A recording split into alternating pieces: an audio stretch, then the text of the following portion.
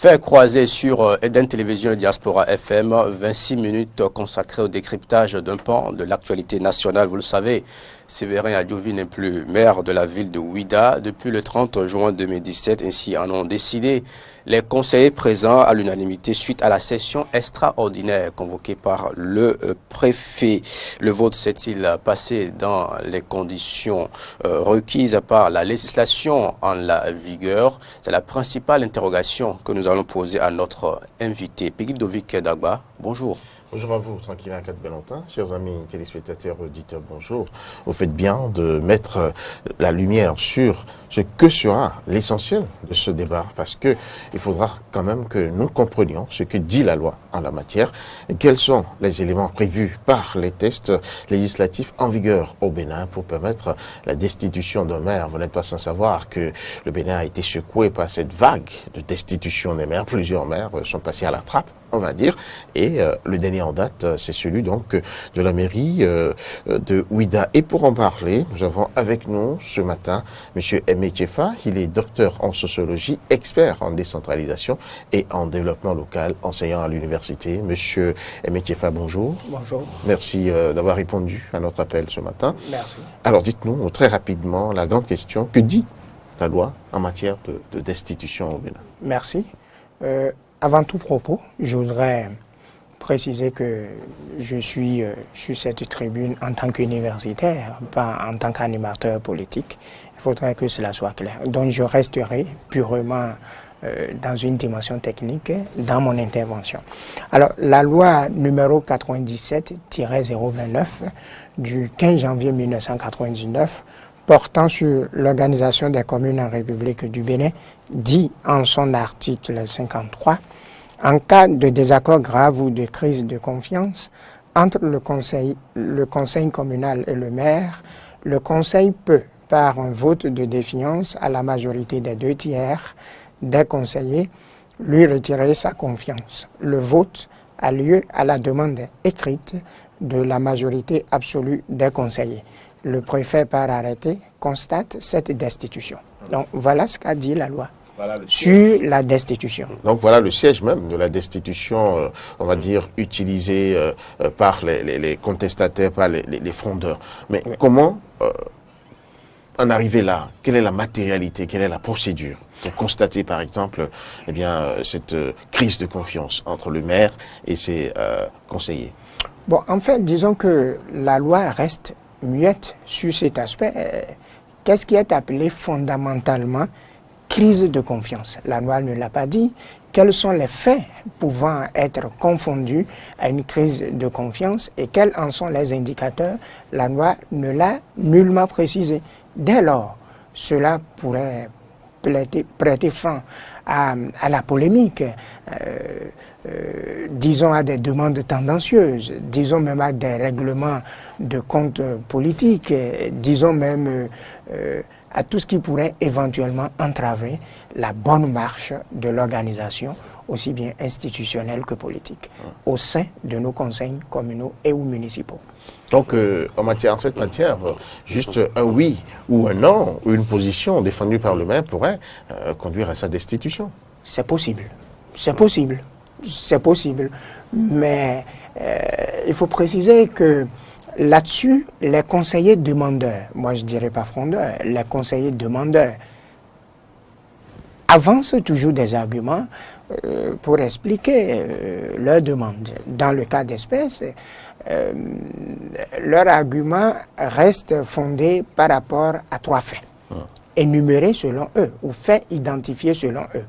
Le premier, c'est que la gestion du maire Séverin Adjouvi serait émaillée de beaucoup d'irrégularités portant entorse à la santé des finances publiques au niveau de sa localité.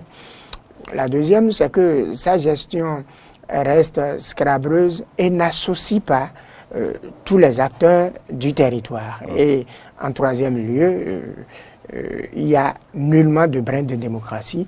Il fait de la dictature de sa gestion. Il a choisi quelques conseillers et quelques cadres de l'administration qu'il aurait lui-même nommé et qu'il consulte et d'ailleurs n'écoute pas, c'est pas moi qui le dis, ce sont les conseillers demandeurs de sa destitution qui l'ont dit, c'est-à-dire les 15 sur les 19. Voilà, Monsieur Aimé Tchefa, les conseillers ayant décidé de la destitution du maire ont à leur façon compris ce que la loi appelle crise de confiance en parlant d'irrégularité. Vous l'avez rappelé dans la gestion des affaires courantes par le maire Séverin Adjovi, notamment il y a aussi une gestion unilatérale avec une main de fer. Aujourd'hui, est-ce dans ces conditions, on peut vérifier si la loi a été respectée ou pas, vu que la loi elle-même n'a même pas précisé le contenu de ce qu'elle appelle crise de confiance? Non, du point de vue respect de la loi, en fait, je voudrais vous inviter à considérer beaucoup plus la procédure. La procédure, elle est simple, elle dit que lorsque les conseillers estiment qu'il y a un désaccord profond entre leur maire et eux, et vous pouvez constater que depuis longtemps, il y a des accords, par exemple, entre la conseillère Célestine Adjanoun et le maire Séverin Adjovi. C'est venu sur la place publique, on en parle, puis la chaîne de télévision Canal 3 les a reçus de part et d'autre, on les a écoutés, et on sait que les dissensions sont profondes. Et que dès lors, chaque conseiller, chaque grand conseiller, de ce point de vue, arrivait à constituer sa majorité ou son équipe d'opposition. Alors, on ne saurait donc dire qu'il n'y a pas désaccord et qu'on ne savait pas. Et même, admettons même que les désaccords n'aient été nullement exposés à la place publique, la loi n'a jamais demandé de les exposer. Mais dès lors qu'il y a désaccord et qu'on arrivait à obtenir une majorité qualifiante de 2/3, les conseillers ayant donc obtenu cette majorité écrivent au maire et lui demandent d'organiser un vote de défiance.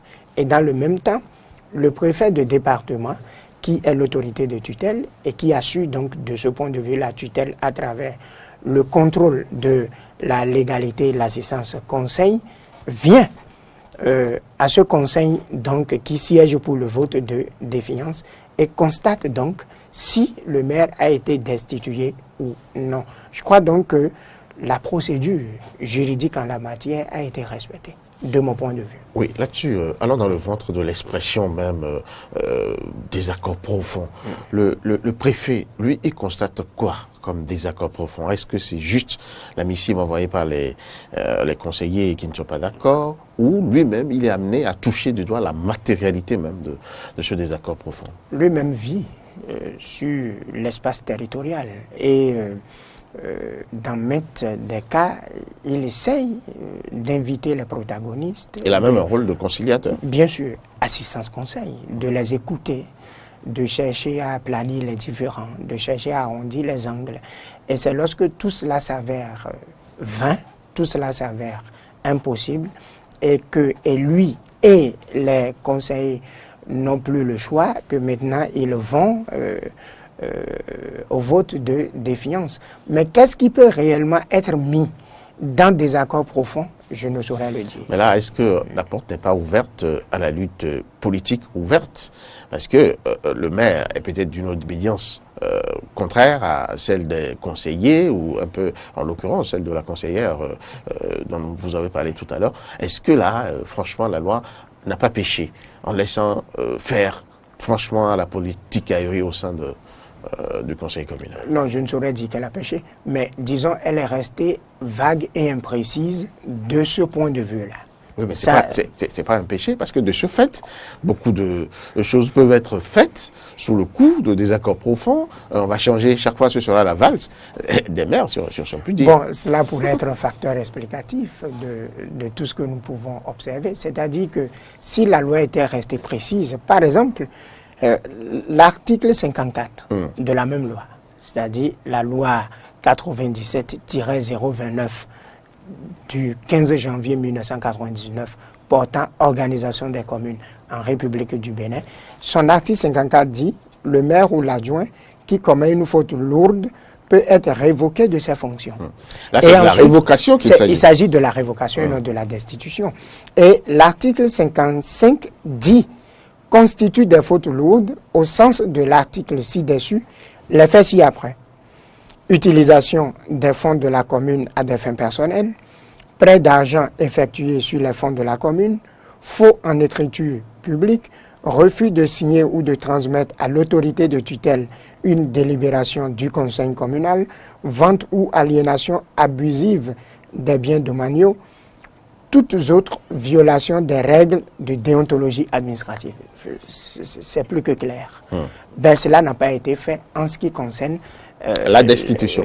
La destitution, en ce qui concerne les désaccords graves. Comment comprendre alors le distinguo?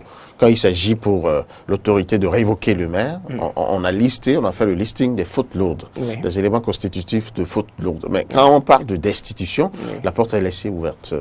Là, c'est le législateur qui peut vous dire pourquoi il a fait ainsi. Moi, je ne suis pas législateur. On peut interpréter, c'est l'esprit. Donc. Oui, on peut interpréter, on peut commenter. L'esprit de la loi. On peut interpréter, on peut commenter.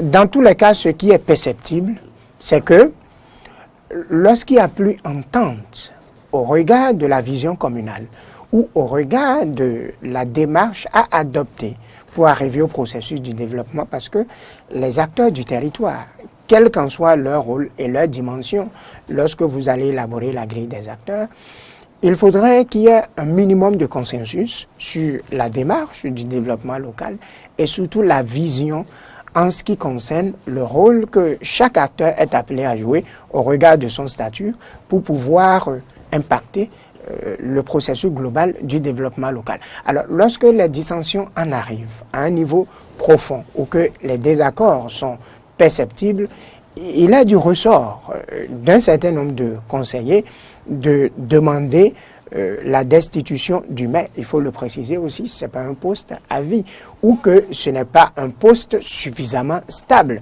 Vous n'avez de mandat qu'à l'aune de l'effort que vous déployez tous les jours pour pouvoir maintenir la stabilité, la quiétude et surtout la cohésion autour des actions de développement et autour des idéaux qui puissent impulser le processus global du développement local. Le 30 juin dernier, j'ai eu au téléphone le maire Séverin, en tout cas ex-maire de la ville de Ouidah, indiquait qu'il était malade. Dans ces conditions, est-ce que les conseillers, en tout cas qui ont voté sa destitution, ne devraient-ils pas prendre en considération cet élément ayant trait à l'ex-autorité de la mairie?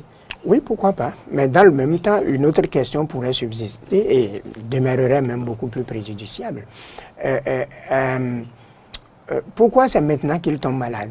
C'est une coïncidence. Peut-être une coïncidence. Non, en droit, on ne parle pas de coïncidence. La maladie ne prévient pas. Avant de tomber malade. Oui, on ne prévient pas. Oui, j'en arrive. Ouais. Le problème n'est pas à ce niveau. Votre question, elle est quand même oui, je vous comprends. Oui, je vous comprends. Retenez le principe qu'en droit, il n'y a pas de coïncidence. En science même, il n'y a pas de coïncidence. Tous les faits sont liés et on ne saurait les isoler dans une analyse holistique. C'est-à-dire que la commune a une vie, l'administration a une vie, le développement et ses exigences sont au-dessus de tout ce que l'on saurait vouloir à titre personnel. Dès lors qu'un processus est déclenché, la disponibilité ou la non-disponibilité d'un ou de tel autre acteur ne saurait être un élément entravant.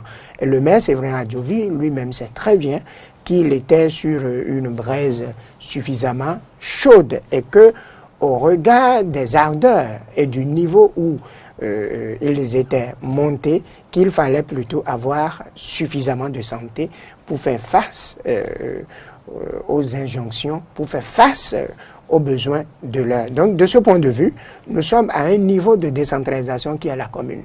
Alors, le deuxième niveau, en fait, qui est le département, qui n'est pas décentralisé, où il y a un représentant du chef de l'État et de tous les ministres pris individuellement, pourrait donc jouer son rôle de tutelle, et je crois que c'est ce qui a été fait. Le préfet, en la matière, c'est un administrateur civil que je connais très bien, qui a suffisamment la tête posée sur ses épaules, et qui, donc, de mon point de vue, ne pouvait faire une autre chose que ce que les textes exigent. Mais là, il a donné l'impression de faire fi du certificat d'indisponibilité que le maire a adressé. Non, je ne crois pas. Alors, il fallait attendre le maire pour combien de temps? Pour qu'il guérisse. Oui, combien de temps? On verra bien. Bon, n'y a-t-il pas une jurisprudence en la matière? Non. Ah, je ne sais pas, je ne sais pas. Mais pour ce que je sais, c'est que la vie d'une commune est au-dessus de nos vouloirs personnels, est au-dessus de nos disponibilités ou de nos indisponibilités personnelles.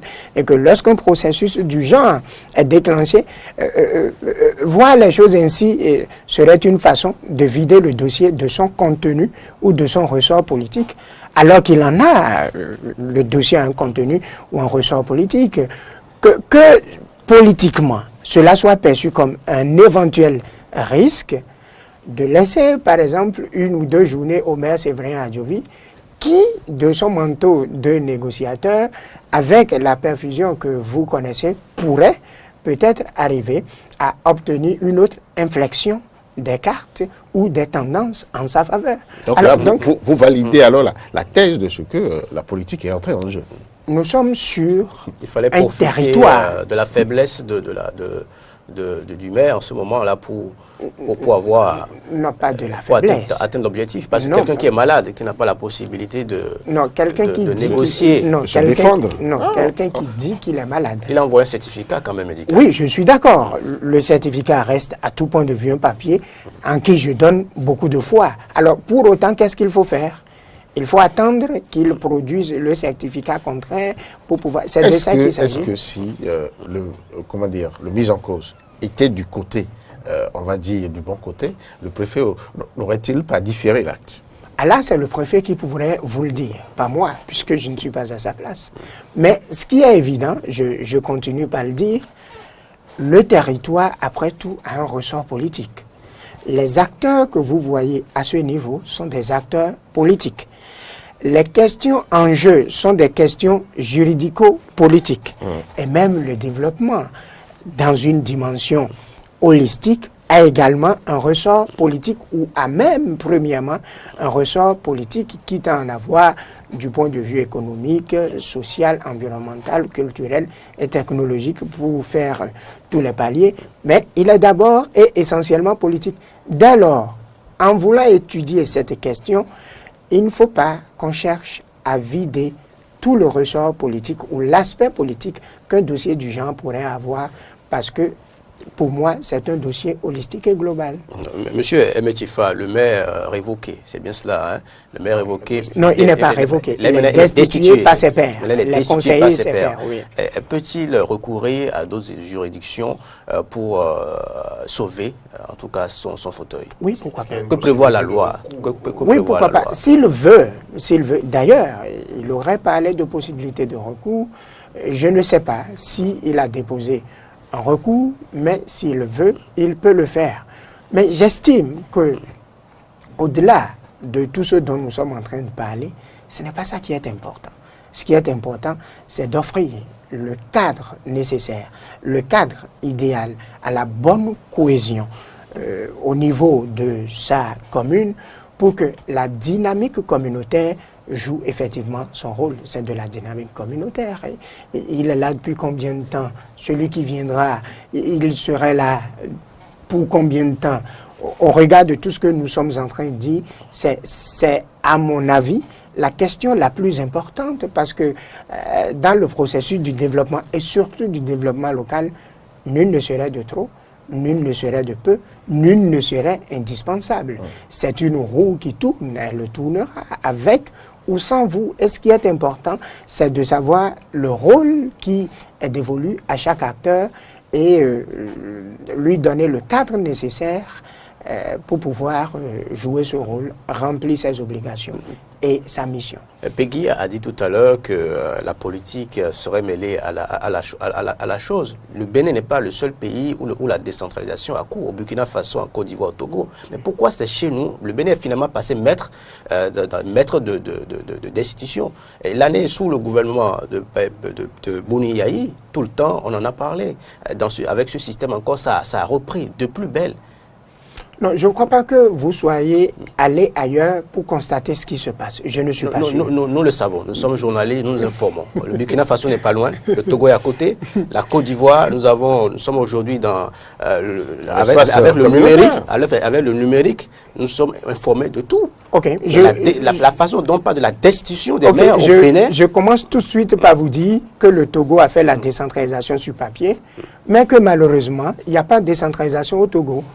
Allez chercher, si vous m'apportez la preuve qu'au Togo, les maires sont élus et qu'ils sont dans un système de décentralisation comme nous le faisons, si vous m'apportez la preuve. Une exception, le Burkina Faso. Ok.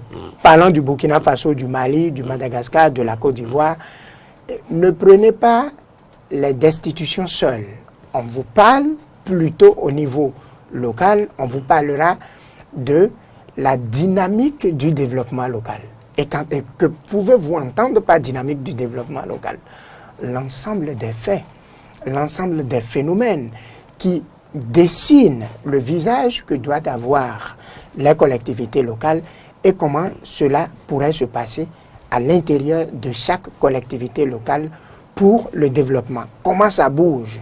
L'ensemble des différents mouvements, aussi bien sur le palier économique, politique, social, environnemental, culturel et technologique. C'est ça la dynamique. Et de ce point de vue, c'est un indicateur de la dynamique politique.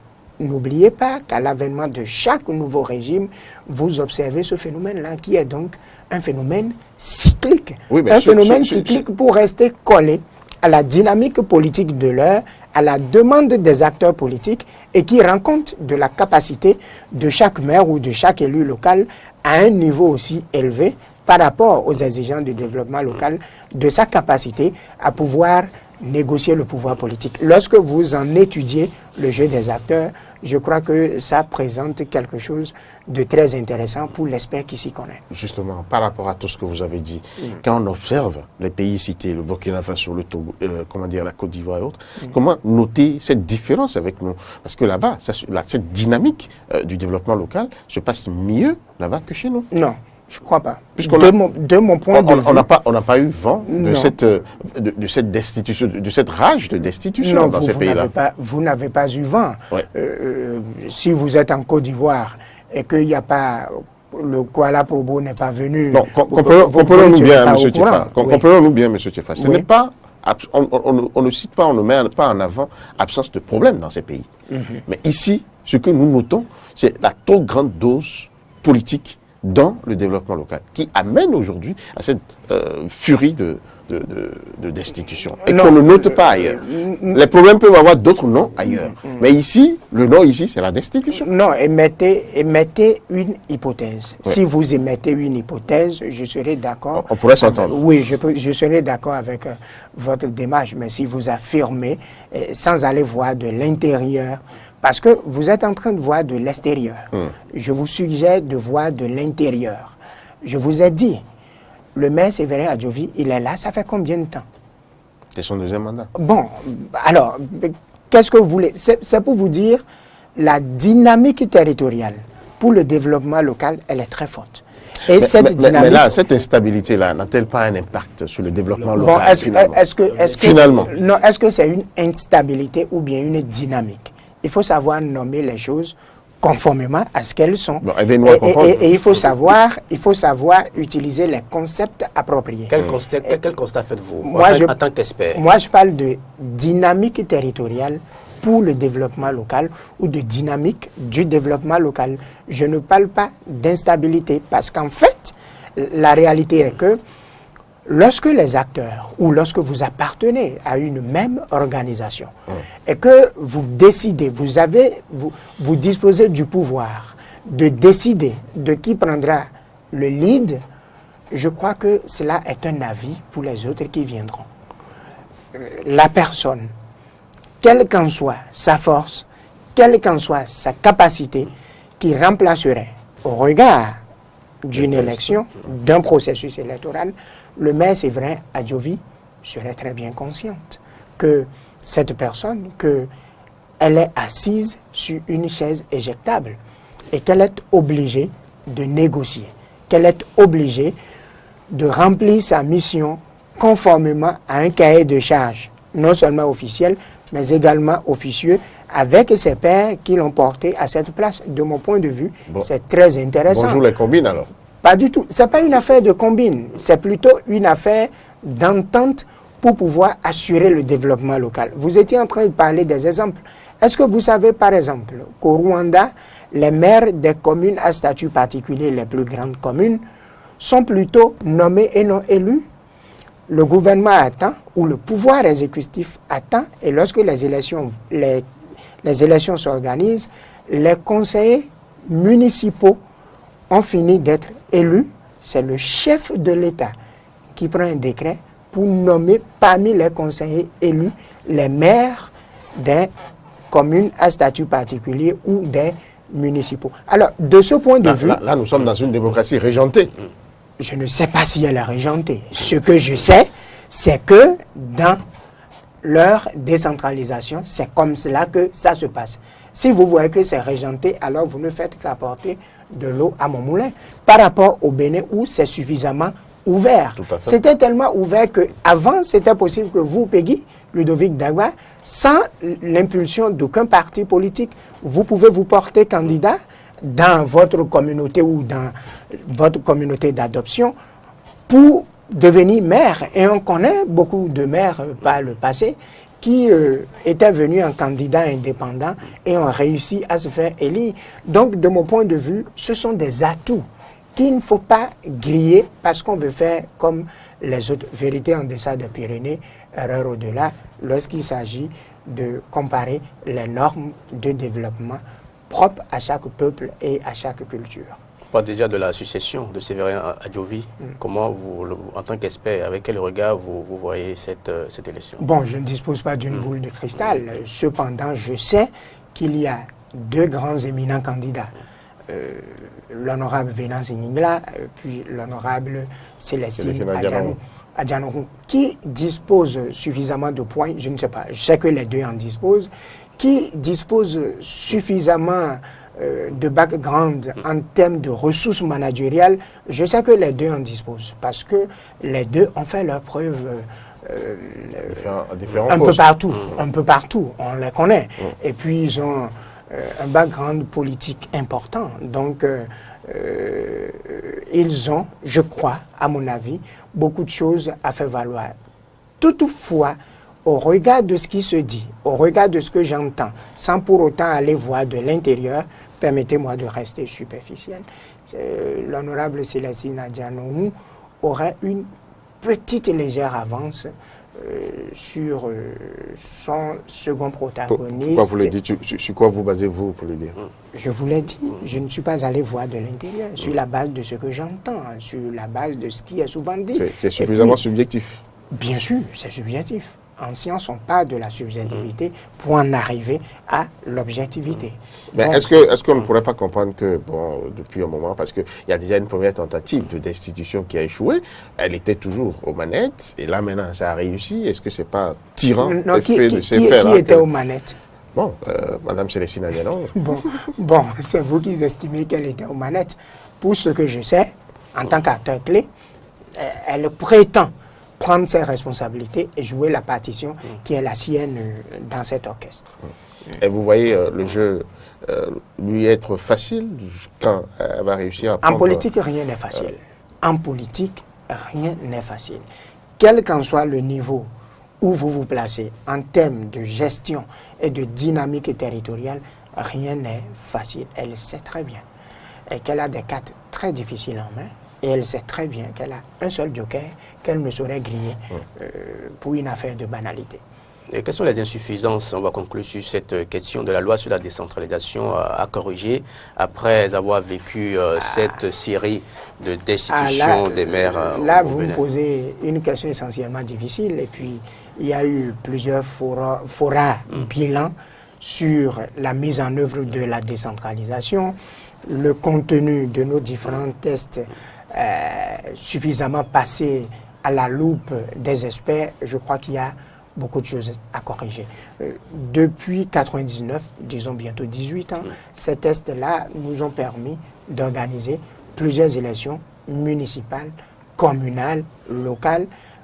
Elles ont fait leurs preuves. Et maintenant, il faut que le Bénin puise beaucoup plus de son expérience. Mais je continue par dire que le fait de soumettre le poste de maire a une grande dynamique territoriale, moi je ne parle pas d'instabilité, de mon point de vue, est un avantage. Cela amène le maire à ne pas être, disons, un leader communal, à ne pas être un manager suffisamment assis, reposé sur ses lauriers, parce que étant confiant que son mandat est de 5 ans et que rien ne saurait toucher à son mandat avant le terme de 5 ans. Cela le met et le place dans une posture de perpétuel négociateur, quitte à rechercher ensemble la cohésion et l'unité au niveau de l'espace communal. Et c'est très important pour le développement local, pour la dynamique locale, de mon point de vue. Merci à vous, Monsieur Emejefa. Je rappelle, vous êtes docteur en sociologie, expert en décentralisation et en développement local. Vous étiez avec nous pour analyser un peu le cas de destitution du maire de la commune de Ouidah. C'est récent. Nous avons vu un peu ce que dit la loi qui encadre un peu cette destitution. Nous avons pu noter, comme insuffisance, le fait qu'on n'ait pas listé un peu les faits constitutifs de crise de confiance, de désaccord profond entre le maire et ses conseillers. Nous avons vu également la révocation qui est régie par l'article 54 de la loi 97-029 du 15 janvier 1999 portant organisation des communes en République du Bénin. Et nous avons fini par les perspectives avec la succession qui s'ouvre et avec des missions quand même à différentes teintures pour pouvoir permettre le développement effectivement local. Merci de nous avoir suivis. Merci, c'est moi. Voilà, c'était donc fait croiser rediffusion à 13h30 sur EDN Télévision, 14h sur Diaspora FM.